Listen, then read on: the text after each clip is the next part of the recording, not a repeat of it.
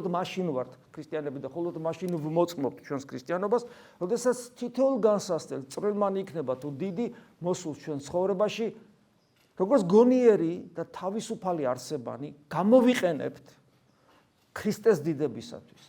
აი ეს არის მოწამეობრივი ცხოვრება. აი როცა ჩვენ გაგვიგია რა არის მოწამეობრივი ცხოვრება, აი ეს არის.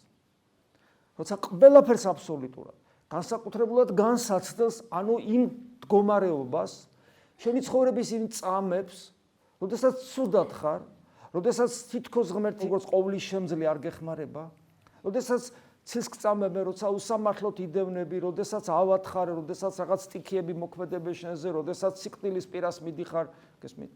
ასე შემდეგ და ასე შემდეგ. როდესაც უნდა სამართლიანა შენი ცოდვების გამო ისჯები, არა აქვს მნიშვნელობა, თავარი რაღაც ცუდად ხარ, შენ მხოლოდ მაშინ ხარ ქრისტიანი, როდესაც ამ ცუდად ყოფობას ქრისტეს დიდებისათვის გამოიყენებ და ამით შენ მოწმობ, რომ იესო ქრისტე არის ღმერთი. ეს არის ჩვენი ერთგულება უფლისადმი, ჩვენი მეომრული სულისკვეთება, რომელიც არასოდეს უნდა დავკარგოთ.